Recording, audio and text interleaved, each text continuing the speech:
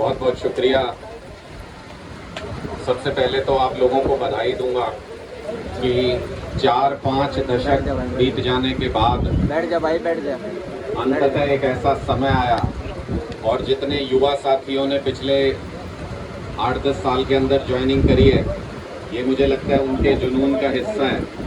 मैं आपको इसके लिए बधाई दूंगा कि 4-5 दशक बाद ही सही आप सही मांग उठाने के लिए सही तरीके से एकजुट हुए हो, उसके लिए बधाई दूंगा।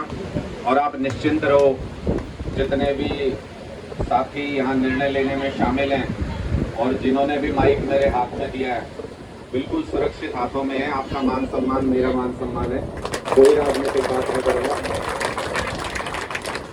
लगातार हमारी कोशिश ये है, क्योंकि आप अभी भी नौकरी पे हो और एक सीमा होती है कि आप किस स्तर तक पब्लिकली उस आवाज़ को उठा सकते हो, सरकार के खिलाफ कितना बोल सकते हो। हम तो बस वो जो बीच में एक कड़ी है उसका काम करने की कोशिश करेंगे कि जहां आपकी सीमा समाप्त हो जाए उससे आगे का सफर हम तय कर सकें, आपकी मदद कर सकें इस पूरे अभियान में। मैं जैसा साथी ने बताया भी कि आज ये 11वां डिस्ट्रिक्ट है मेरा। मैं जहां भी जाता हूं मैं ये सुनिश्चित करता हूं कि आपके धरने पे ज़रूर जाके आऊं। 7 जगहों पे साथियों ने ये कहा कि जी बोल लीजिए मुद्दे के ऊपर, कोई दिक्कत नहीं। 4 जगह, 8 हो गई आज, 8वीं जगह पे कह रहे हो आप लोग कि बोल लीजिए। 3 जगह साथियों ने ये कहा कि जी बोलो मत, राजनीतिक पार्टी को हम माइक दे नहीं रहे। दोनों तरीके से हमने सम्मान किया, जहां समर्थन करना था वहां बैठ के समर्थन करके है, जहां बोलने का मौका दिया वहां इस मुद्दे की बात रखी।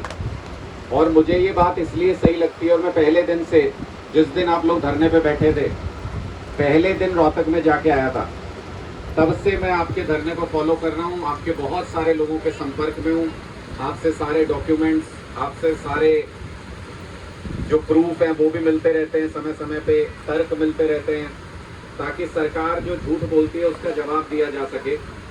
इसी कड़ी में कल सिरसा में भी प्रेस कॉन्फ्रेंस की थी, आज हिसार में की थी और कल चंडीगढ़ में कर रहा हूँ। और चंडीगढ़ में मैं मुख्यमंत्री जी को खुली चुनौती देने जा रहा हूँ कि हो सकता है आप लोग जब मिलने जाते हो तो एक तो पहली बात ये शर्म की बात है थोड़ी सी कि आपके इतने सारे हजारों लोग बैठे हैं पूरे प्रदेश में, सिर्फ 5 ही तो प्रतिनिधि जाते हो ना मिलने के लिए, 5, 6, 7 चले जाते होगे। मुख्यमंत्री जी के ड्राइंग रूम में उनके दिल में 5 लोगों के लिए जगह नहीं है, मिल नहीं सकते सामने बैठ के, खुद नहीं बात कर सकते। पहली नाराजगी तो इस बात पे है मेरी, और पहले दिन से है। ये जो अफसरों को आगे कर देना, किसी से कुछ भी कहलवा देना, ये कायरता है, ये गलत बात है, ये नहीं करना चाहिए। तो पहली तो मैं आपसे भी अनुरोध करूंगा कि थोड़ा सा इस बात पे भी आपको स्टैंड लेना चाहिए कि कोई व्यक्ति जो सरेआम झूठ बोल रहा है आपके मुद्दों पे, उसके साथ तो वार्ता नहीं।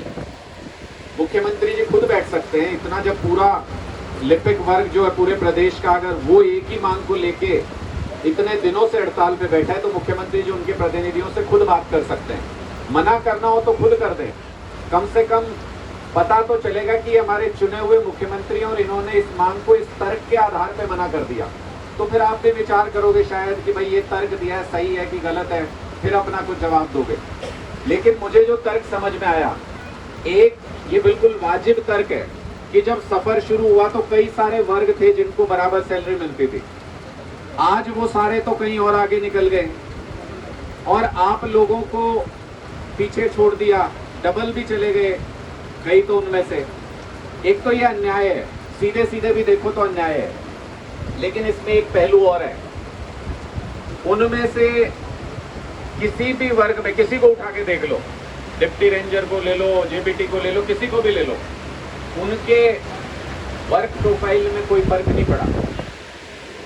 1957 से जो शुरू किया होगा, आज भी वही वर्क प्रोफाइल है, वही काम करते हैं। लेकिन आप लोगों ने जब शुरू किया था तो आप लोगों का एक्चुअल में ही काम डायरी डिस्पैच था, तब तो शुरुआत में यही काम था, इस काम के लिए रखा था और उसी हिसाब से एजुकेशनल क्वालिफिकेशन रखती होंगी। लेकिन हरियाणा के अंदर ये सबसे बड़ा अन्याय है। कंपैरिजन तो किया दूसरे स्टेट के साथ, झूठ बोला, लेकिन ये नहीं बताया कि आप लोग अगर कंप्यूटर टेस्ट पास नहीं करोगे, आप लोग अगर टाइपिंग टेस्ट पास नहीं करोगे, तो जो सैलरी पहले दिन मिल रही है वही सैलरी मिलती रहेगी। 10 साल काम कर लो चाहे 20 साल काम कर लो। ये नहीं बताया, ये छुपा लिया। ये सारे जो वर्क प्रोफाइल है, पोर्टल थोड़ी होता था उस वक्त पे जब पहले आपकी जॉब बनी थी, लेकिन आज के दिन में सारे हरियाणा सरकार के पोर्टल आप लोग संभाल रहे हो। कोई मेरे से पत्रकार पूछ रहे थे कि सरकार ये कह रही है कि डायरी डिस्पैच करने के लिए इतनी सैलरी नहीं दे सकते। मैंने कहा कि अगर सिर्फ डायरी डिस्पैच करते हैं तो सरकार बौखलाई क्यों हुई है, परेशान क्यों है, लोग रजिस्ट्री क्यों नहीं करा पा रहे, गाड़ी क्यों नहीं रजिस्टर हो पा रही, लाइसेंस क्यों नहीं बन पा रहे, किसी भी विभाग में काम क्यों नहीं हो रहा, कोई भी पोर्टल क्यों नहीं चल रहा। और अगर ये सारे काम इनकी वजह से रुके हुए हैं तो जितना ये मांग रहे हैं बहुत जायज और कम करके मांग रहे हैं, इससे ज्यादा मिलना चाहिए जितना आपने बोझ डाल रखा। हमारे एक साथी ने ये कहा था कि भाई कल को आप तो ये अगर ऐसे ही निकले तो आपके खिलाफ भी नारे लगाएंगे। मैं खुद कह के जा रहा हूं, ऐसा कोई भी निकले किसी पार्टी से हो, कोई पार्टी देखने की जरूरत नहीं, ठोक के नारे लगाओ, अपना हक लड़के जीतना आना चाहिए, अपना हक लेना आना चाहिए, जिसका जितना बनता है उसको देना चाहिए। और बस मैं इतनी बात कह के अपनी वाणी को विराम दूंगा कि सारे डॉक्यूमेंट्स आप ही साथियों से लिए हैं और कुछ और भी अगर हो तो वो तर्क आप भी साझा कर सकते हैं। सारे डॉक्यूमेंट्स लेके बैठ रहा हूं कल चंडीगढ़ में और मुख्यमंत्री जी को खुली चुनौती दे रहा हूं। आज ही कहा है प्रेस कॉन्फ्रेंस में, आपके माध्यम से भी बहुत सारे साथी वीडियो बना रहे हैं, अभी भी यहां से भी अगर मुख्यमंत्री जी सुन रहे हैं, आपको खुली चुनौती देते हुए सम्मान के साथ आमंत्रित करता हूं। चंडीगढ़ में जहां आप रहते हैं वहीं पे प्रेस कॉन्फ्रेंस कर रहा हूं। आइए खुली बहस हो जाए इस बात के ऊपर कि क्लर्कों को 35,400 का हक मिलना चाहिए कि नहीं मिलना चाहिए। आप भी अपनी बात कह लेना, आपके पास तो पूरा सरकारी तंत्र है, पूरी रात पड़ी है, जितने कागज जुटा सकते हो जुटा लो। और मैं हमारे क्लर्क साथियों के तर्क लेके कल बैठ रहा हूँ प्रेस कॉन्फ्रेंस में। अगर आप आ सकते हैं तो सब क्लर्क भाइयों को भी अच्छा लगेगा, प्रदेश की जनता को भी अच्छा लगेगा। ये खुली चुनौती, आके इस मुद्दे पे खुली बहस कर लीजिए। और अगर आपका अहंकार इतना बड़ा हो गया है कि आप आ नहीं सकते, 9 साल हो गए हैं सत्ता में बैठे हुए, तो फिर मैं अपना सर झुकाने को तैयार हूँ। मेरी रीढ़ में कोई सरिया नहीं डला हुआ, गर्दन में सरिया नहीं है, मैं सर झुकाने को तैयार हूँ। जहां भी आप अगला जनसंवाद करें, आपका माइक, आपका मंच, आपकी सभा, मैं अकेला आके वहां पे चर्चा और बहस करने के लिए तैयार हूँ। लेकिन ये मुद्दा जायज है, इसके ऊपर चर्चा और बहस होनी चाहिए। बस मैं इतनी बात कह के आप सब साथियों को इतना कहना चाहता हूँ कि बहुत मजबूती से और बहुत शानदार लड़ाई लड़े हो आप अभी तक। इस लड़ाई को इसी मजबूती से कायम रखना। कई बार मन में कई साथियों के आ जाते छोटे छोटे स्वार्थ कि ये फायदा हो जाएगा, ये नुकसान हो जाएगा। सारे मुट्ठी बन के रहोगे तो कुछ नहीं होता, किसी की इतनी हिम्मत नहीं कुछ भी कर पाए। और मुट्ठी खुल गई तो फिर कोई उंगली बचती भी नहीं है, ध्यान रखना। तो मैं बस इतना सुझाव दे रहा हूँ कि ये एकता मत टूटने देना। 4-5 दशक के बाद आपने ये कमाई है, इसको किसी भी हालत में अगर अपना स्वार्थ सेक्रीफाइस करना पड़े, एक आध साथी को कोई सेक्रीफाइस भी करना पड़े, इतना बड़ा समाज बन गया आपका, हजारों साथियों का, वो आपको भी संभाल लेंगे, आपके परिवार को भी संभाल लेंगे। लेकिन कमजोरी मत आने देना मन के अंदर। सारे मिलके ये लड़ाई लड़ोगे, हम भी आपके साथ हैं। मुझे पूरी उम्मीद है कि एक दिन आपको कामयाबी जरूर मिलेगी। बहुत बहुत शुक्रिया। धन्यवाद साथी अनुराग ढांडा जी, आपका बहुत बहुत हमारी बातें उठाने के लिए। और कल चंडीगढ़ में भी भाई साहब ये पूछा ही तक कई बार ये डिबेट होती है, उसमें पहुंचे नहीं हो गया आप तक। ये डिबेट करवा रहे हैं सरकार वाले की, जो हरियाणा बैठ जाता है या कई पार्टियों के आके बैठते हैं। आम आदमी पार्टी की तरफ से एक तक कोई बोल दिखा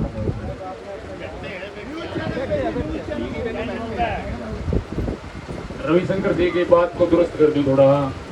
भाई साहब पहले जी टीवी में, आज तक में और न्यूज़ नेटवर्क 18 में काम कर चुके हैं। बाद में आम आदमी पार्टी ज्वाइन करी है, तो पहले मीडिया में ही रहे हैं पहले, और मीडिया के बारे में अच्छी नॉलेज है। और जो फैक्ट्स रखेंगे, वो जो भी प्रेस कॉन्फ्रेंस वगैरह करे हैं, तो अच्छे से सभी बातों को समझते हैं और अच्छी नॉलेज है भाई साहब। धन्यवाद। मैं बस इतना ही कह रहा था कि हमारे प्रवक्ता जाते हैं जो टीवी में डिबेट होती है, लेकिन आप जिनसे बहस करने को कह रहे हो जवाहर यादव जी से, झूठे आदमी से कोई बहस नहीं हो सकती। यह बात तो ठीक है भाई सर, जो 2-2-5 का उसका क्या कर लिया, आप कुछ कर भी नहीं सकते, वो तो 2-2-5 का नहीं आया। अरे भाई साहब एक बात और भी बताऊंगा, एक बार सुनने की बात है डांडा साहब, बात एक और भी है। एक बार एक बालक चलेगा पड़ोसी में घर, जाके पड़ोसी चलेगा नु बुला तेरा बाबू, जाके के थोड़ा बाबू नु बुला बेटा, कहते सुत्या है, कहे बोले तूने कह दिया अभी सुत्या है, तो भाई साहब सुत्ते आदमी तो जगा दे, आवाज दे के दड़ मार रहा, उसने जगाना बड़ा मुश्किल हो जाए, दड़ मारने का तो सहर लगानी पड़ेगी जब उठेगा। नहीं चादर तो तान के जिस हो जाएगा ना, चादर रहेगी, चादर फाइट जाएंगे जमीन रहेगा, तो आपका शास्त्री की कोई दिक्कत थोड़ी है।